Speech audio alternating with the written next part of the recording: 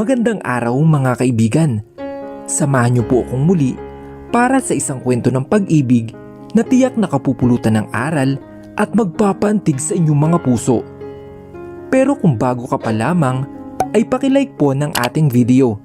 Pakiclick ng subscribe button, gayon din ang bell icon para lagi kang updated sa mga susunod ko pang upload.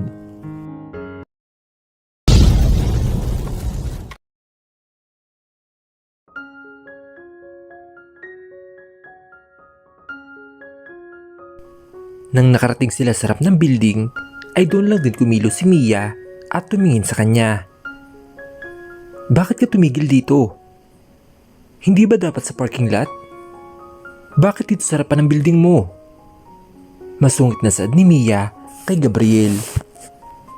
Dito talaga ako tumitigil. Pagbaba ko ng sakyan, kukunin ng isang stop ang susi ko at siya na magpaparada sa parking lot. Mas mabilis kasi pag dito ako mababa at hindi na ako iikot pa. Seryosong sagot ni Gabriel sa kanyang asawa. Hindi na umimik si Mia. Tinalikulan lang siya nito at binuksan ang pinto at lumabas habang nakasimangot. Napailing lang si Gabriel. Agad na rin siya lumabas ng kotse para sundan ang asawa. Paglabas niya ay sumalubong sa kanyang stop para kunin ang susi ng kotse. Mabilis nitong binigay at sinundan ng asawa na papasok na ng building. Mabilis naglakad si Mia. Iniiwasan niya ang mga matang nakatingin sa kanya. Ang daming empleyado na nasa labas ng building ang nakakita ng lumabas siya ng kotse ng boss nila. At sigurado na iba na naman ang iniisip nila. Ito na nga ba sinasabi ko? Buwisit talaga si Gabriel na yun? Bulong nito sa sarili habang naglalakad patungo sa elevator. Mia, saan ka pupunta? Napatigil sa paglalakad dahil medyo malakas ang pagtawag sa kanya ni Gabriel. Dahil doon ay mas lalong napating sa kanila ang mga empleyado dito. Umayos siya ng tayo at lumingon sa lalaki na ngayon ay nakatigil na rin, hindi kalayuan sa kanya habang nakapamulsa pa. Sa elevator, papunta sa practice room. Alangan na sagot niya dito. Come here. Tawag sa kanya ni Gabriel. Napakanot naman siya. Ha? Bakit? Kailangan ko na magbadali, Mr. Montemayor. Bumuntong na nga si Gabriel bago lapitan ang asawa habang nakapamulsa. Na makalapit sa asawa ay nilabas ito ang isang kamay para hawakan ang palapulsuhan nito sabay hila sa kanya. Gabriel? Gulat na saad ni Mia. Pati ang mga tao sa paligid ay napasinghap dahil ngayon nakita na ganito ang boss nila. Bibihira lang na may makausap na babae ang boss nila. Masyado itong tahimik at saka seryoso. Hinila ni Gabriel ang asawa sa VIP elevator. Pinindot at pumasok sa loob. Muling pinindot ang 18th floor kung saan ang practice room. Sa practice room din ang punta ko, kaya sinabay na kita. Maraming tao sa magkabilang elevator kanina. At matatagalan ka kapag dun ka sumakay. Di ba nagmamadali ka? Tumango na lang si Mia.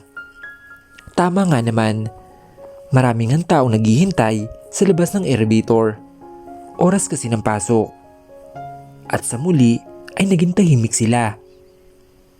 At isa pa, hindi mo suot ang maskara mo.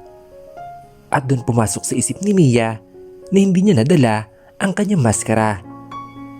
Gosh, oo nga pala, nawala sa isip ko. Napasa po siya sa noo. Sa sobrang inis niya kanina ay nakalimutan na niya. Kilala siya bilang si Sophia kapag nakamaskara. At ngayon ay wala na siyang maskara, kaya paano na? Napabuntong hininga siya. Sa totoo lang, kaya naman siya nagmaskara para hindi siya agad makilala ni Gabriel. Ngayon nakilala na siya ni Gabriel, para saan pa maskara na yun? Okay na siguro para makilala siya. Tamang-tama sa event nila Gabriel ay magpapakilala na siya Baliwala na din ang maskarang iyon. Gusto mo bang dumiretso sa office ko? Ipapakuha ko ang maskara mo. Tumingin si Mia kay Gabriel at saka umiling. Okay lang. Oras na din siguro para makilala ko ng mga tao.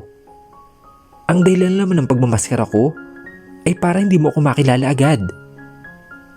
At ang Sophie na pangalan, screen name ko lang yun.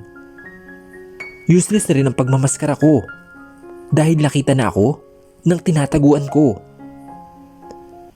So ako pala ang dahilan ng pagpapalit mo ng pangalan at pagsusot mo ng maskara, Mia? Oo, para matago din sa'yo si Kalia.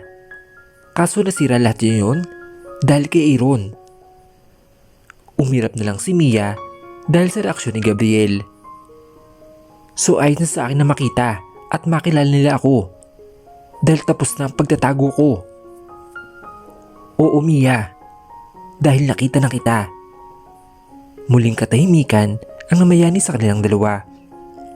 Hanggang sa bumukas ang pinto ng elevator ay unang lumabas si Mia at sumunod naman si Gabriel. Pagpasok na sa practice room ay napatigil sila at napakunot noo. Mga nagpapanik ang staff. Anong meron? Mahinang tanong ni Mia sa sarili niya na narinig naman ng asawa. Amang maglalakad ang mga ito nang biglang lumitaw si Jenny na hindi may pintamukha. Nakatingin ito sa kapatid. What's happening here, Jenny? Is there a problem? Seryosong tanong ni Gabriel sa kanyang kapatid. Pinagmasdan naman ni Mia ang kanyang kaibigan. Sa itsura ni Jenny ay halatang nainis ito. Kabisado niya ang dalaga. Yes, may malaking problema talaga, kuya.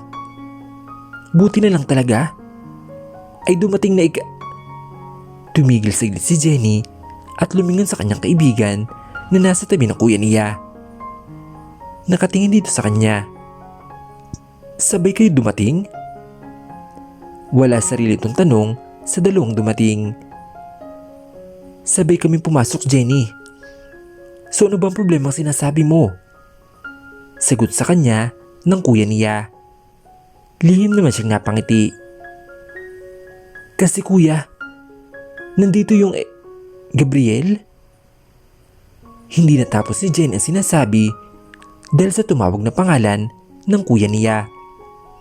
Sabay-sabay silang napalingon sa tumawag kay Gabriel. Sabay nanlaki ang mata ni Gabriel at Mia nang makita nila ang tumawag kay Gabriel. Oh gosh, finally nandito ka na. Nakakainis ang empleyado mo dito, Gabriel. Iritable at maarte itong sabi. What are you doing here, Nicole? Gulat na tanong ni Gabriel sa ex niya. Hindi man makapaniwala si Mia na nasarap niya ang babae na dahilan kung bakit siya nagpakalayo noon. Ang babaeng mahal ni Gabriel. Hindi niya akalain na makikita niya ang babaeng ito sa opisina ni Gabriel. Oh, nabalitaan ko, naghahanap kayo ng model sa event nyo. Lalo na yung pampinali. Pwede ako, Gabriel. Hindi lang agad ako nakapunta dito dahil pumunta ako ng Hong Kong para sa isang photoshoot. Pero ngayon ay okay na. Pinakancel ko na nga pala ang guesting and photoshoot ko para makapag-focus ako sa event ng company mo. Masayang sabi ni Nicole. Nang marinig ni Mia ang sinabi ni Nicole, ay may kaunting kurit itong naramdaman at mukhang hindi na siya kailangan dito. Pati ba naman sa trabaho na to, ay kaagaw ko ang babae na to? Lahat na lang ba? Hays, pagkausap ni Mia sa kanyang isipan. Pero imbes na magstay ito, ay humakbang na ito patalikod. Wala naman siyang trabahong gagawin dito dahil nandito na ang totoong modelo para sa event. For sure naman na si Nicole ang pipiliin ni Gabriel. Pupunta lang siya sa opisina niya para magtrabaho. Para i-check na rin ang gowns at ibang susuotin ng models ni Gabriel. Ngunit napatigil ito nang hawakan siya ni Gabriel sa kamay. Napalingon siya sa lalaki na nagtataka. "Where are you going, Mia?" Seryosong tanong ni Gabriel. "Sa office ko. I think tapos na yung trabaho ko dito." "Mukhang nandito na ang totoong model para sa event. At what are you talking about? You're still the model, wife." Napatigil si Mia dahil sa huling sinabi ni Gabriel. Kumabog ang dibdib niya dahil sa salitang binitawan nito. Tiningnan niya ang lalaki na masuyong nakatingin sa kanya habang mahigpit ang hawak sa kanyang kamay. Naguguluhan siya. Bakit sinabi niya yun? Alam niyang pipiliin ni Gabriel ay si Nicole dahil mula naman noon ay si Nicole ang lagi niyang pinipili. Pero bakit kailangang bagitin ang wife? Ano na naman to? Baka isang palabas na naman at kailangang pagsilosan si Nicole? Habang si Nicole ay gulat na gulat sa narinig. "Wife?" Wala sarili itong sabi habang nakatingin kay Gabriel. "Yes, dear. Wife. Nakalimutan mo na ba? May asawa na si kuya. At siya ang model na pang pinali namin. Kaya hindi na namin kailangan pa ng model, okay?" Biglang singit ni Jenny na ngayon ay nakangisi sa babaeng kaharap. Dumating kasi ito kanina na parang reyna at hinahanap si Gabriel. Siya daw ang pampinali na model. Kinausap ito ni Jenny kanina na okay na at nakapaghanap na ng model. Kaso ang babae hindi naniniwala at nag-utusan ayusan siya. Kaya halos lahat ng staff ay nagkakagulo. Hindi may tumaawat ni Jenny. Kaya niya makita niya ang kapatid kanina ay nagmamadali siyang pununtahan ito. "I thought 1 taon lang kasal niyo, Gabriel. Papaano mag-asawa kayo? Di ba masabi mo noon?" Natigilan sa pagsalita si Nicole nang muling sumingit si Jenny. "Dear, hindi pa ba obvious na kaya hindi tinuloy na kuya yun? Dahil mahal niya ang best friend ko. Minahal ng kuya ko ang babaeng pinakasalang noon nila daddy. Anong akala mo? Ikaw lang ang mamahalin ng kuya ko? Kamahal-mahal ba ang katulad mo maluloko? Kaya tama lang talaga na naghiwalay kayo ng kapatid ko. Dahil hindi ko maaatim na magkaroon ng sister-in-law na katulad mo." Imbis na mainis o magalit si Nicole, ay binaliwala niya ang sinabi ni Jenny dahil nakatingin pa rito kay Gabriel. "Gabriel? Totoo ba?" Akmang magsasalita si Gabriel nang may lumapit sa kanyang isang staff. "Excuse me, sir. Ma'am Jenny, emergency po. Tumawag po ang manager ni Maine. Na-aksidente daw po ito. At sinabing hindi makasali sa event si Maine dahil malala daw po ang lagay." Napaayos ang tayo si Jenny dahil sa narinig. "What? Okay na ba si Maine ngayon? Anong nangyari? Tsaka paano na yan? Kulang tayo ng model. Saan tayo makakahanap ngayon? Tawagin niyo si Ana. Maghahanap kami ng papalit kay Maine. Napatigil si Jenny sa sinasabi dahil sumingit si Nicole. "No need, Jenny. Nandito ako. Ako ang papalit sa babaeng yun. Modelo ako. Sikat na model. Kaya pwede naman siguro ako." Seryosong sabi nito habang nakatingin kay Gabriel. "Siguro naman ay pwede na akong makasama sa models. Pasok na siguro ako, Gabriel." Sumilay ang nakakairitang ngisi sa labi ni Nicole.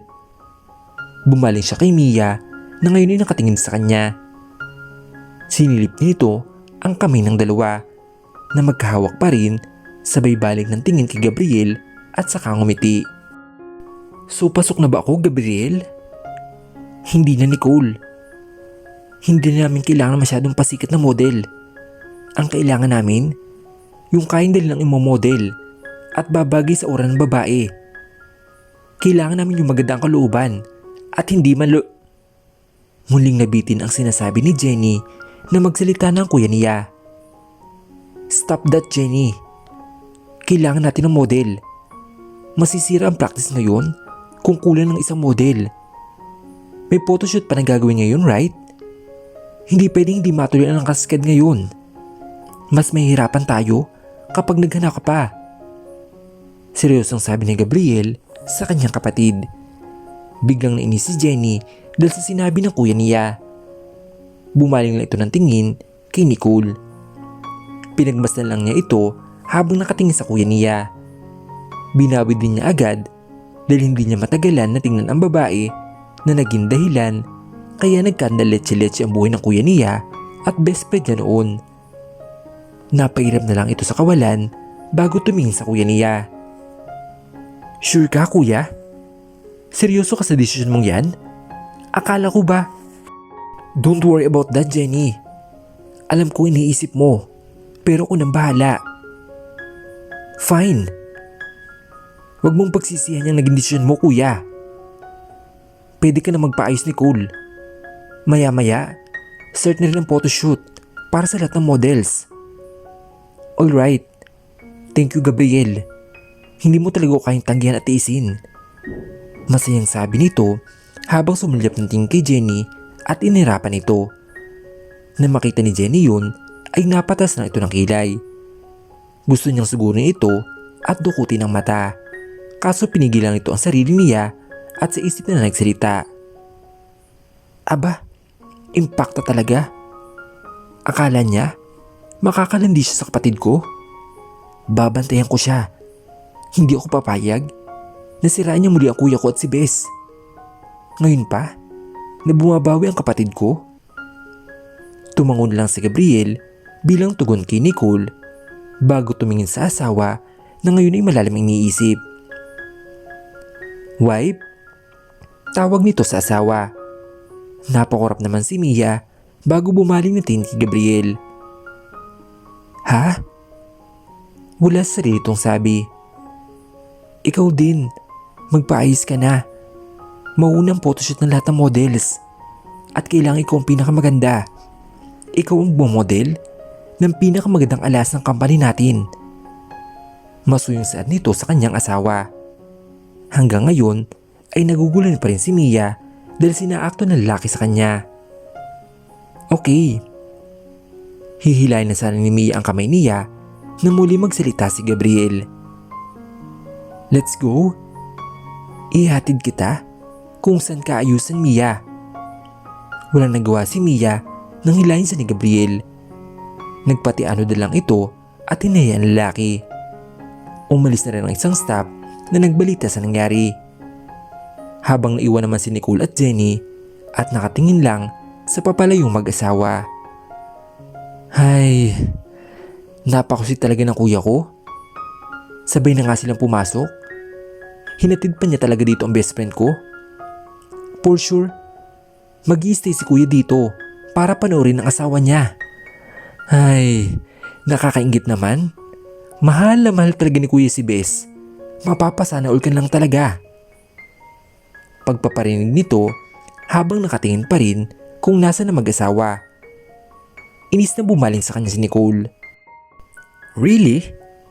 Mahal na mahal ni Gabriel ang best friend mo? Sigurado ka ba? Hindi mo ba nakita ang pagtitig sa akin ng kuya mo? Kita-kita ko pa rin ang pagmamahal niya sa akin. At tingnan mo, kahit ano pa sinasabi mo kanina, sa huli ay pumayag pa rin si Gabriel. Hindi niya ako kayang tanggihan dahil may nararamdaman pa rin siya sa akin at kayang-kaya kong agawin si Gabriel. Babawiin ko ang pagmamayari ko, ang para sa akin. Natawa naman si Jenny dahil sa sinabi nito. Humakbang ito patungo sa harap ni Nicole at tiningnan ito mula ulo hanggang paa. Sabay balik ng tingin kay Nicole at saka ngumisi. Matangkad ka nga. Okay ang katawan mo. Isa ka rin sa sikat na model. Pero walang-wala ka pa rin sa best friend ko. You know why? Dahil ang best friend ko ay sikat na designer. May sariling company at higit sa lahat, sikat na model. And wait, baka isipin mo, galing sa pera ng kuya ko yun. For your information, walang tinulong dun si kuya. Lahat ng meron si Mia ngayon ay dahil sa sipag at tiyaga niya. Ikaw, sa tagal mong nagmamodel at guesting, may napatunayan ka na ba sa sarili mo? Mukhang alam mo lang ilumandi at manloko. Ano? Proud na proud ka sa sarili mo na sikat ka? Sikat ka lang. Ayun lang ang panlaban mo. At ano? Kitang-kita mo ang pagmamahal sa'yo ni kuya? Seryoso ka? Pinapatawa mo ba ako? Kung alam mo lang, Nicole. Kung alam mo lang. Alam mo, dear, huwag ka nang umasa. Kasi masakit yun. At masasaktan ka lang. And one more thing. Kaya pumayag si kuya na maging model ka namin. Dahil kailangan. Pero kung hindi naman, baka kanina ka pang nakalis dito.